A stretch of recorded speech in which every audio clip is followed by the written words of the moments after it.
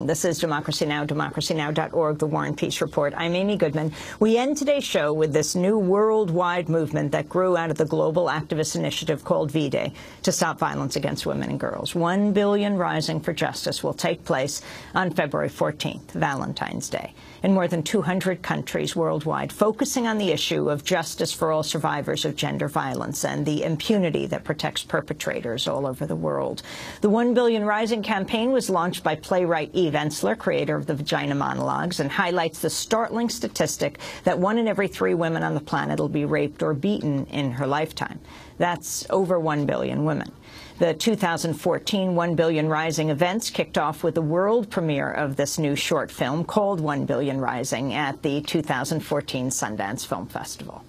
It's a global movement today, so everyone's dancing all over the world. It's part of a global revolution. In more than 205 countries today, people are rising. I want to tell you, you are making history. This has never happened before in the world, that 200 countries have come together. This thing that we are part of today has never happened in the history of the world. Well, to talk more about the 1 Billion Rising for Justice campaign, we're joined by 2 guests. Ensler herself, the award-winning playwright and creator of the Vagina Monologues and V-Day, the global movement to stop violence against women and girls. Her new book, In the Body of the World, has just come out in paperback. And Kimberle Crenshaw is with us, co-founder of the African American Policy Forum, professor of law at UCLA and Columbia University, as well as a V-Day board member. We welcome you both back to Democracy Now! Eve, lay out what the plans are for February 14th. Well, this year, going off the energy and the mad movement of last year, the coordinators came together from all around the world and decided where they wanted to move was in the direction of justice, that we wanted to deepen the campaign and expand the campaign and really get very specific into the places where violence against women meets economic injustice, gender injustice, racial injustice, environmental injustice. So this year, we already are, I think, past the number we had at this time last year. I think we're up to 175 countries. Women and men are rising around the world to look at those intersections. And some of the places, for example, some of the things that are happening are in the Philippines, for example, indigenous women are rising in mines where lands have been taken from them, where it's increased poverty, it's increased the militarization of the mines, which has increased sexual violence. Other places that are rising are in the Congo, for example, where they have a war has been waging there for 13 years, 14 years, and they've seen no reparations and no justice. I mean, there are so many. And what are the plans in the Congo for? There are going to be huge demonstrations and marches and dances through the streets, and then a concert is going to happen. And I really believe there is a set of demands that they are putting forward to the government, looking at the time has come for reparations, and it's very well organized, and I think it will be a very big rising. I was there last year where about 10,000 people rose just in Bukavu alone. I think we're seeing it very excitingly in India. There are tribunals being held across, I think, 25 states. All the districts of Afghanistan are rising. The states, I think every state in America is rising. 1,300 villages are rising in Bangladesh. And many women are rising to look at political crimes, prisoners in Bangladesh who were held without justice there and calling forth justice for them. Kimberle, can you talk more about what's happening in the United States, the organizing that's going on here? Well, what's so exciting about what's going on in the United States is that it's finally linking many of the movements around domestic violence and violence against women in general to a global understanding that these are risks that women face around the world as a group. One of the problems so far, or at least historically, with the domestic violence movement and violence against women in general is that many times people didn't perceive that they were linked. So there would be an anti-incarceration movement, for example, that wouldn't necessarily see the links between having experienced domestic violence or other forms of abuse and that being a start or a pathway into incarceration, or vice versa. America. So what's happening here is that women are putting their bodies at the site where vulnerabilities intersect. By that I mean where vulnerability to gender violence, vulnerability to economic exploitation, vulnerability to the drug war, all these things come together to create unique risk, many times risk that poor women, marginalized women, women of color face.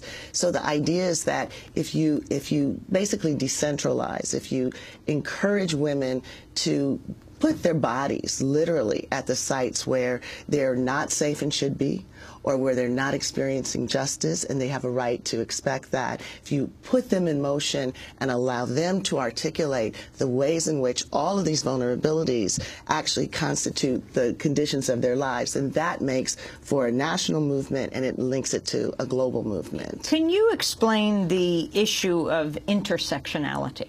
Well, I can explain it with an example. If you just look at President Obama's State of the Union address, there's a great example there.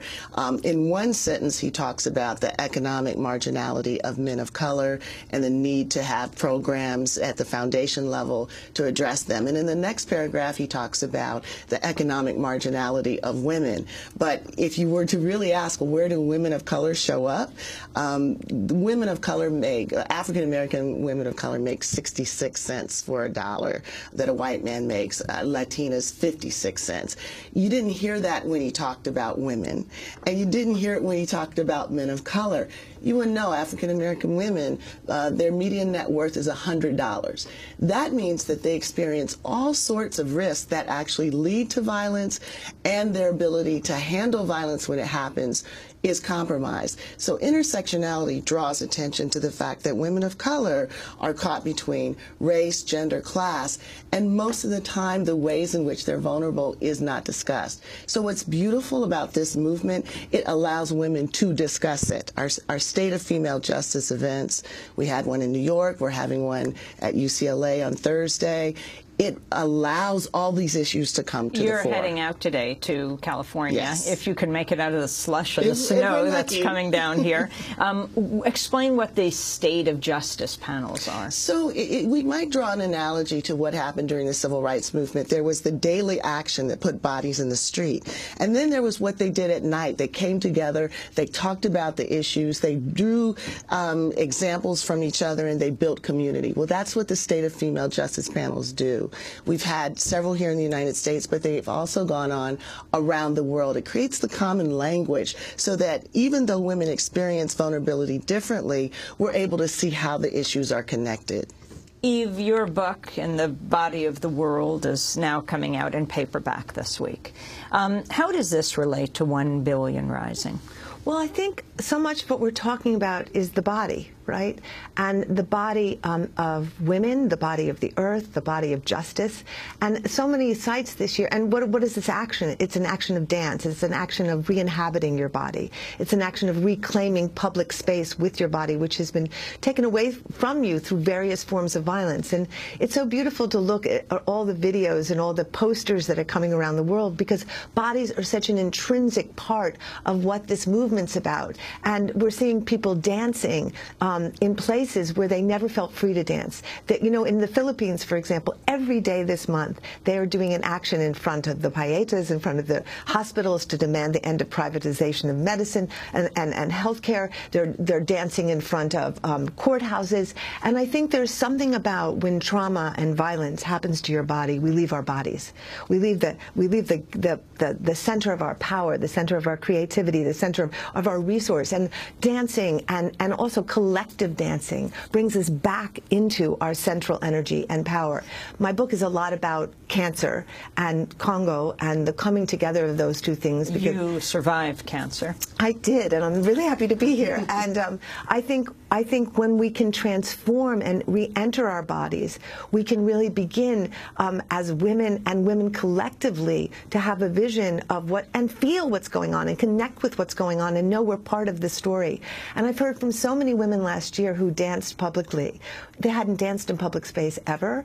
They never felt it was theirs. They never felt safe enough. But with the community and with a direct intention to reclaim that space and make it safe for women, they came back into their bodies. What is happening in India with this, for the first time in the last year, the kind of attention that's being paid to gang rape? Well, I have to say I was there for 3 weeks in December, and I think it's remarkable what's going on in India. There is this unearthing of the truth, unearthing of the story. I was just on the phone last night with activists in India, and I think one of the best things about 1 Billion Rising for Justice is it's owned, it's self-directed, it's determined by people on the ground. Actually, everybody owns this movement. There's no kind of central point of ownership. It's if you want to do it, go and do it. And they were saying to me, right now in India, it looks like probably all states are rising. They were talking about this beautiful action that's gone on where rickshaw drivers have been sensitized so that 100,000 rickshaw drivers now have on their rickshaws, "My religion is respecting women." So there are all these beautiful initiatives that are happening by men and women. But I think India, in some ways, is the epicenter of this movement right now. There is just this We have 20 seconds. Wonderful energy that's emerging there. And if people want to find more about how to connect to this movement on Valentine's Day, February 14th. 1billionrising.org. There are lots of actions in New York, in Atlanta at the Ebenezer Baptist Church, where Dr. King, led the way. They're joining forces there with the women's movements and the civil rights movements. And you can go on and sign up, do your own action, or join one of the big actions in your neighborhood. I want to thank Eve Ensler, the award-winning playwright, and Kimberle Crenshaw, the founder of the African American Policy Forum, for joining us. That does it for today's show, Democracy